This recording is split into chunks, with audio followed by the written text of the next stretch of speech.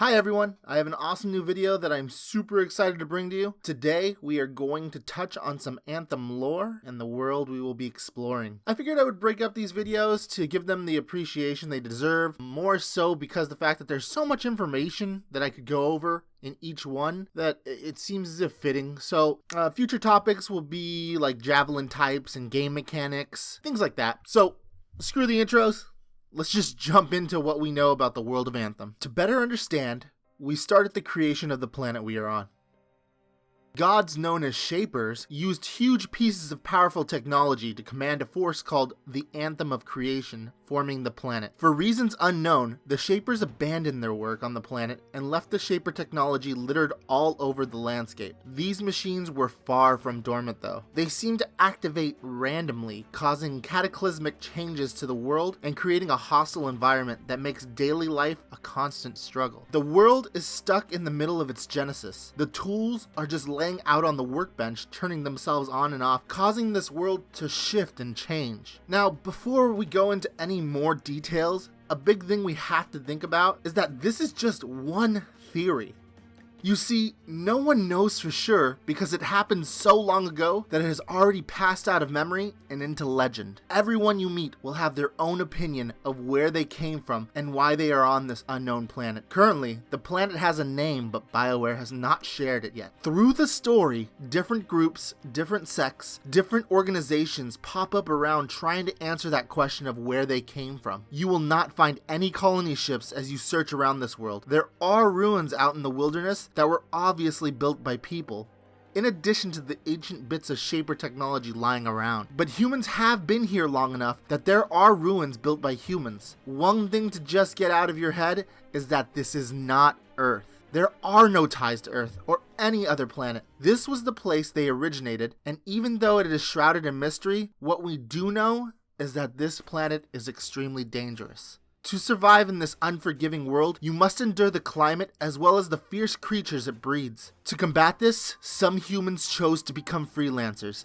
individuals who wear power armor called javelins. This is their way of evening the playing field in this less than welcoming world. Javelins grant the wearer flight, protection, and strength. At least you now have the ability to compete. Where is your place in this world full of unknown? Well, you are a rookie freelancer complete with customizable hero. Once you make all your choices on the character creator, you can suit up in your newly obtained javelin and get out there. Just know that freelancers are kind of going through some rough times. They are not quite what they used to be, and the order of freelancers does not get the respect they once did. With such a vast history filled with a great past, that memory is not really carried forward anymore. As a rookie freelancer, you not only have to prove to yourself that you can do this, but also that the order is still a force to be taken serious. Beyond finding who you are, you have an emerging threat from the Northern Kingdom. A malevolent and aggressive group of humans who call themselves the Dominion are trying to harness the power of the Shaper technology. Of course, this is where you step in, either alone or with friends, and try to stop them. Do not think that you are the chosen one, more so as you are just doing your job. To make things worse, another force of non-indigenous invaders called Scars are also after the technology. At this point, everyone's survival is at risk. So just how bad are the Dominion, you wonder? They are a human nation bent on subjugating the other people. The Dominion believes that they can control the tools of the Shaper and bend them to their own purpose.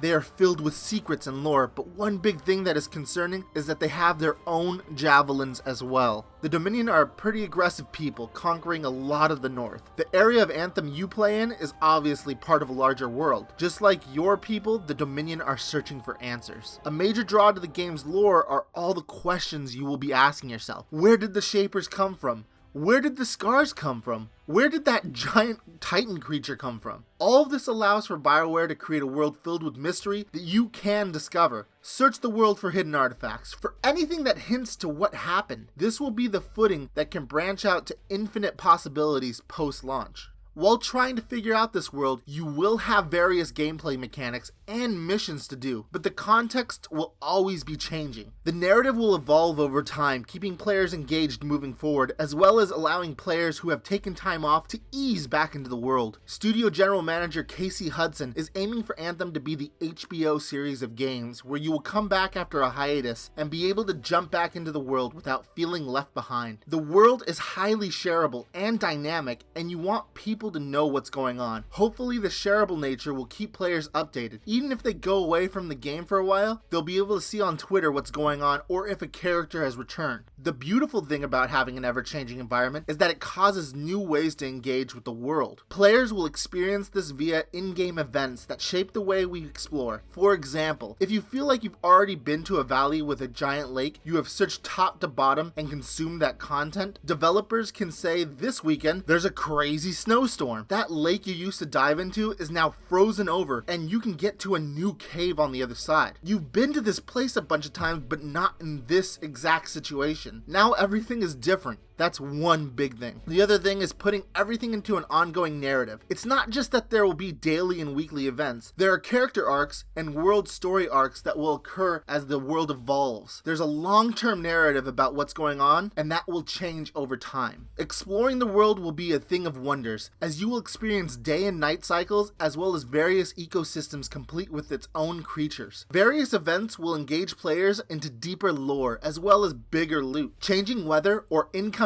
alien attacks will be a major focus. Weather will be built around seasons, but also bring in new experiences such as different conditions, new creatures, in-game holidays to celebrate, as well as new story elements. Sadly, through your experience, there will be no allied alien races and you will not be able to fast travel. I know that fast travel bit is kind of weird, but we do have giant javelin suits and we do not know how quickly it is to move around in the world with those suits on. Anthem's main story will absolutely include important non-player characters that you interact with during the story and beyond. No core plot points will be locked away paywall downloadable content. Most of the consequences and changes as a result of your actions and story progress in Anthem will take place in Fort Tarsis in order to maintain a consistent world for all players regardless of where they are in the story. This will create a very unique experience for yourself, but also a shareable world with others. The story will have a climax and a conclusion, but the game continues after that. Your character will have a backstory that BioWare will share more info on later. The relationships in Anthem will focus on companionship and friendship of heroes, not romantic ones. Romances could happen at some point after launch. The decision to not include romance in Anthem was a design choice rather than a technical limitation, so this still is possibly on the table for future content. While playing through the game, you will be met with cutscenes. You will be the central figure in your story cutscenes. Even when grouped with a squad, the other players in your squad won't appear awkwardly standing around in your cutscenes. They will experience the same length of cutscenes, as well as the same cutscene, but have their own unique stance in it. Okay.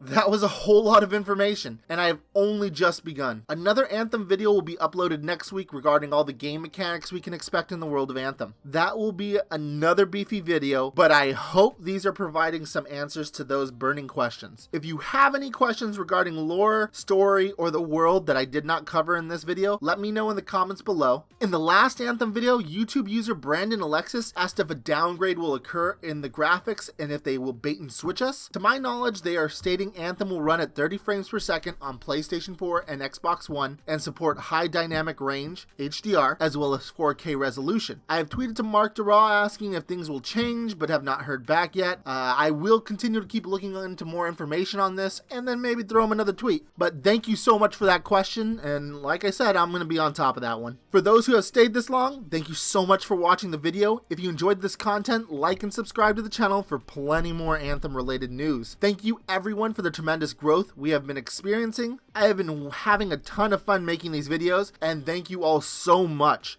This week I released a video on Monday and Friday. I know I said I might sneak in another one, but unfortunately a family ordeal happened and made it so I didn't have as much time. Next week, I will be releasing a video Monday and Thursday, I believe. I might switch this up. I'm thinking about doing a Monday-Thursday release schedule. We'll see how it goes, but I will keep you all updated. If you follow me on Twitter at BeardedDino, that's the best way to stay up to date on what the heck I'm doing. Well, until next time, have a wonderful day, everyone. Bye-bye.